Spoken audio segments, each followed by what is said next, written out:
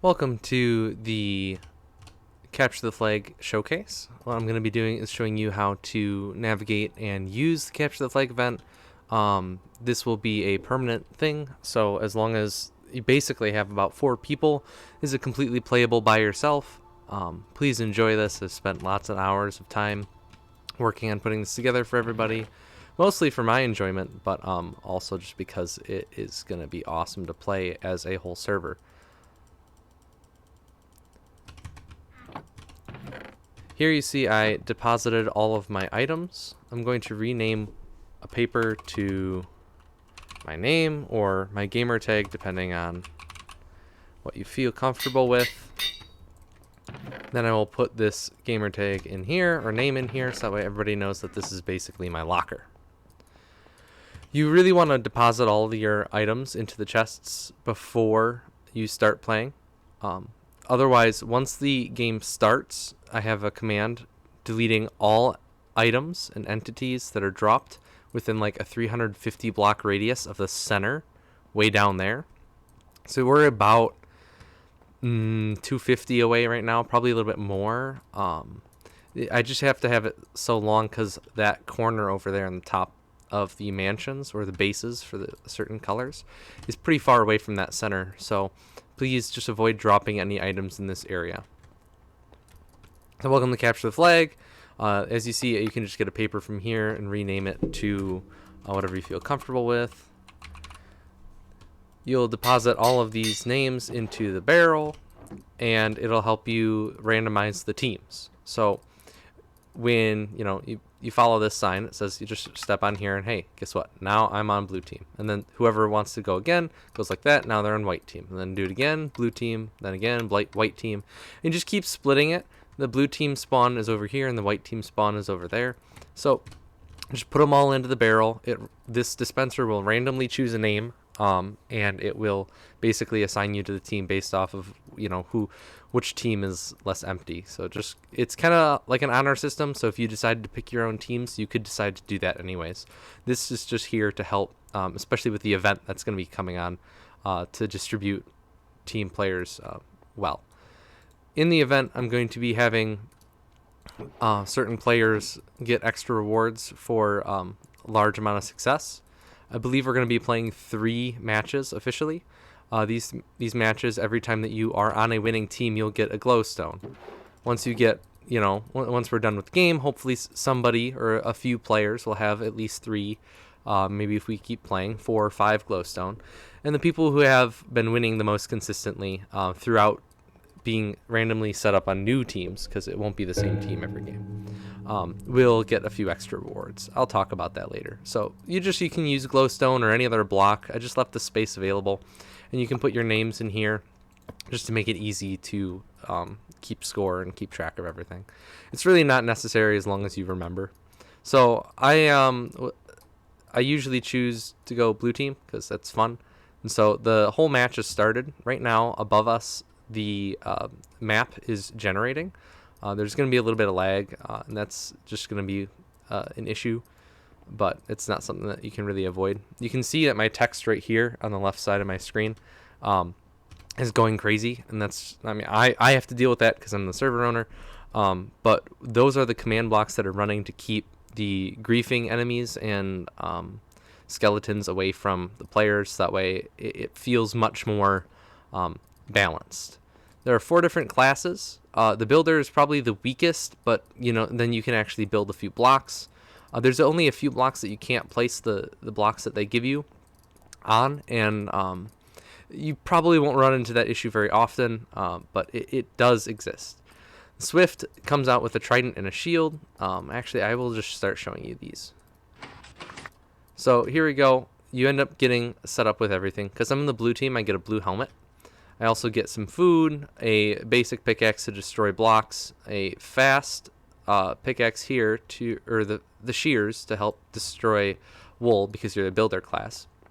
So you can basically place these on almost anything. If you look at them, there's this giant list of items that you can place stuff on. So you can obviously use these to however you'd like.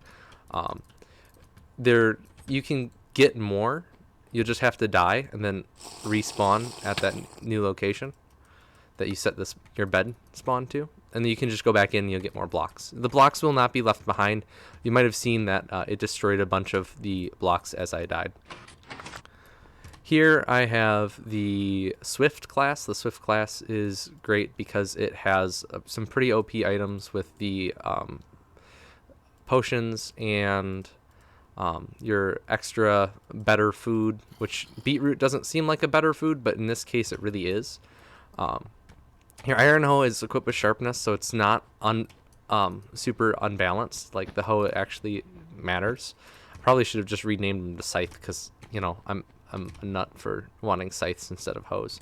The trident and the shield are a little difficult because you cannot block when you're using the trident or until you throw it. So it is kind of risky to do. And as you see here, it doesn't come back to me. That's kind of when you start using like the potion of swiftness to, if you're planning on throwing it a bunch, you're going to want to, you know, be able to catch up to it or catch up to somebody. The Swift is also a little bit more of a support class because they have a thrown potion of healing. So you can obviously use it on yourself for full effect there, or as long as you're next to a few people, you could throw it and hopefully make the team fight go a little bit better. You can always drink a potion of death to basically respawn and get a new class. The Eye is a ranged character. So you'll have to put the fireworks in your offhand in order to make that all work, but that should be pretty simple. They also have there was a edition where I included chorus fruit, but the chorus fruit was actually an issue because you could get into the inner workings underneath the base, which obviously that sucks because you can't really get out.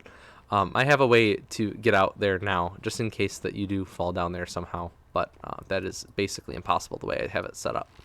This is multi-shot, and it is not a fast charge or anything like that, and it's just going to be the way it is. Melon slices are the basic food of this game. You do get an axe, and it does come with knockback to try and keep people away from you, but again, most of these items are kind of weak, so you'll have a lot more success shooting your way through issues instead of trying to battle people in person with this character. You can also kind of use this to elevate your... Oh, this is a slab. You can't do it there. You can do the MLG drop with this sometimes. Yeah, see, it worked there. And you can also try and get away from people using this. Hopefully it works out, but there is this to try and give you a little bit of range and a breathing break. It doesn't help you really traverse too many things, so it's not much of an issue, but it does come with a little bit of slow falling, so if you are really high, you can get down pretty quick. You just have to wait for that slow falling, or that levitation to end. A really cool trick that I've not seen too many people use is this right here. It's not working. Oh, it's because I'm in adventure mode. That sucks. Okay. Maybe I'll change that in a second. And the last class is the tank. The tank comes with a fire protection. The Swift actually comes with feather falling on their boots. Pretty cool technique to use. They come with two different styles of fighting. You can either use the fishing rod and the sword, or the flint and sword. I said that backwards. It's goofy. Of course, they come with the basic food. They come with some pretty overpowered foods, too. This one, especially, is the same as you would do in a normal survival game. If I can take damage. I messed it all up. What happens with the cake, it does give you the same power that it would in the normal survival world, where you can get resistance and slowness. So as long as you use it correctly, you can really win against a lot of players. But, you know, because it's a place block, you're going to have a few issues with the fact that other people could take it as well. So you just have to be really careful with that. It is also the only food that you can eat super fast. And you can see here I am slowness and resistance, which is pretty broken. The beetroot is overpowered only because it supplies double the saturation of a melon slice. So if you're down and you're about to go into a fight, obviously chug a beetroot, so that way you don't have to, or that you can heal a little bit more during the fight. But as you see, stamina management is going to be a huge issue in this part, and I did not turn off zombies, so they can overwhelm you if you stand still for too long. So, ooh, here I go. Oh, that didn't work. I gotta fix that. Okay, that should be it. Well, actually, I want to show you stealing the flag. And I didn't set up the base either. I should probably do that. So I'm gonna traverse over to the other battlefield. I'm just kind of using, there's no like map necessarily because this is all randomly generated. I'm just kind of instinctually going where I think I need to go to make it to the white team's base. So here I am in the white team's base. I didn't show you the setup of your own base, so I get to be a little lucky here as the blue invader. I can go over here to this because they didn't set up their base correctly. I can set this up, and now I have a flag to steal.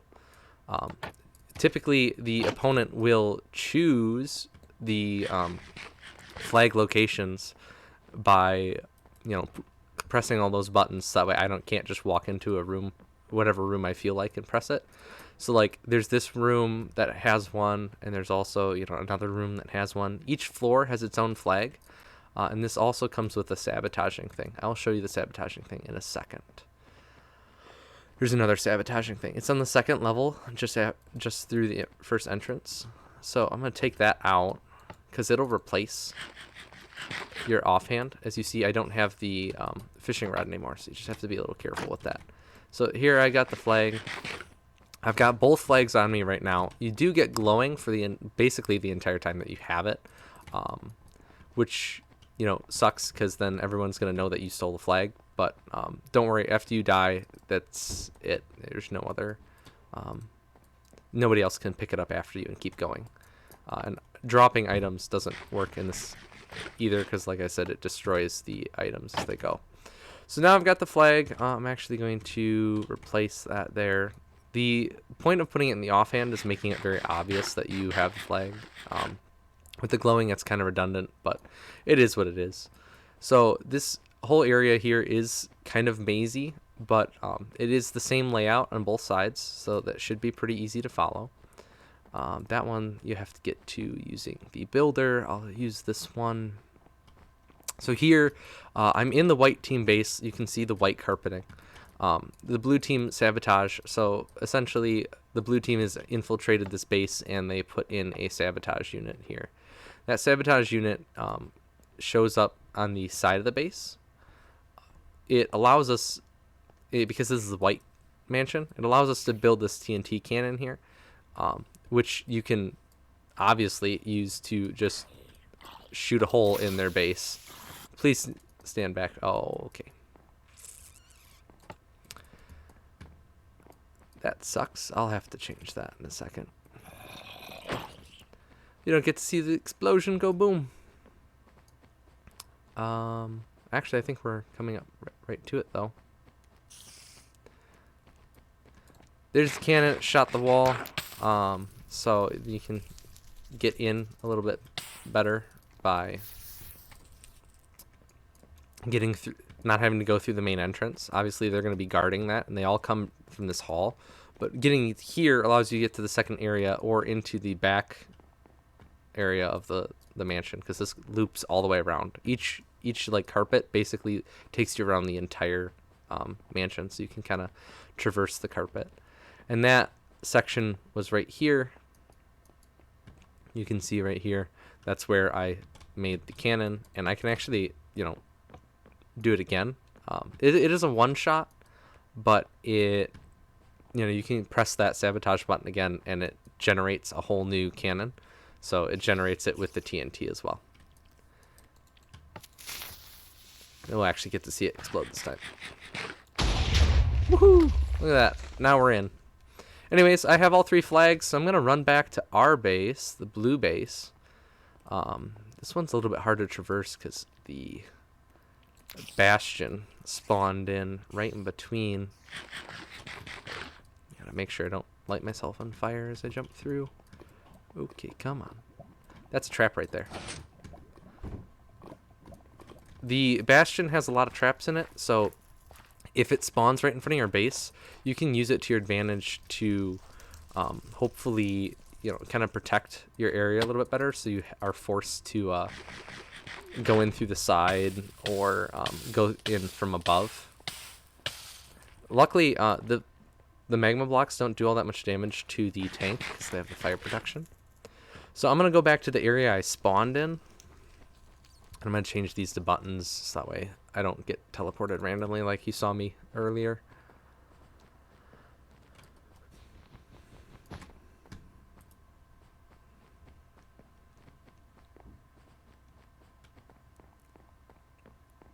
So here I am in the blue base. Oh, I have these backwards. Okay. Yeah, I won't be able to find that out. Oops. I'm glad I'm testing this.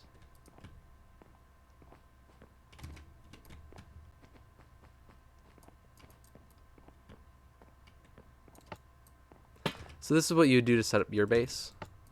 Yeah, okay. Got this all backwards. You'd go in there and select some rooms. Once you select a room per floor, it replaces all the other rooms that you could select with sea lanterns, so you don't have any options to like randomly steal a flag that you're not supposed to. So here I'm being a bad teammate by stealing my own flags. Doesn't really matter in this case though, because I gotta change the code on something. I realized I messed something up. I gotta make it up to the 3rd floor. Here's that staircase.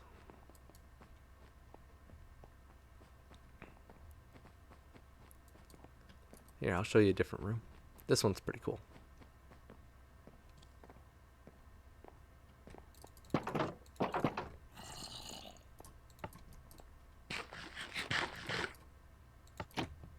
Okay, so I have all the white flags. I got the gray, the white, and the cyan. They're all pretty white looking. So in this case, one of my favorite places to hide one of the flags when you set up your base, and I can show that again later, is this location. Yes, there's a way to get in through there from the outside, but if you decide early on whether you're going to use this location or not, you can set up 2 things. You can set up one, a blocked floor. I don't know if that was the empty or the blocked. So there, I just opened up the floor. So now as I'm standing here trying to get flags, or as people are just kind of walking around this build, these spiders should spawn and start filling up this area as long as the mob cap isn't filled up anywhere else, which I'm going to be having this set up for morning, and most of the time I've lit everything really well so that you don't have any issues. Or you could come and do the opposite and block it so that way the opponents don't have a way in from the outside. See there, now that little trapdoor entry was blocked, and if, like, let's say we want to put something in this room, you could either set up the trap or block it off depending on whether you think that it's a good choke point or not. I'm going to go back down. Just follow the carpet. If you're lost, just follow the carpet.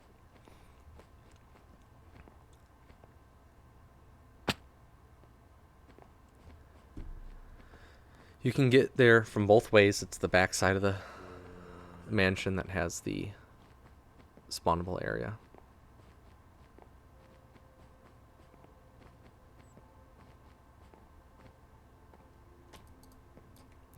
Alright, so here I have the gray one, which is this one.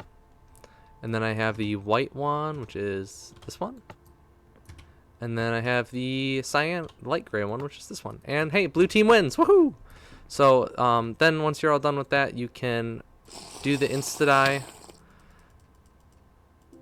And then you can say that you're done with the game. I'd appreciate if you end the game when you're all set and done. When you're in there, you're automatically in adventure mode, and it keeps you in adventure mode. But when you press you're done with the game, then when you try and get out, you'll be back in survival. And I can show you that by, look, I'm making progress on killing the chest. Okay, great. So that's about it.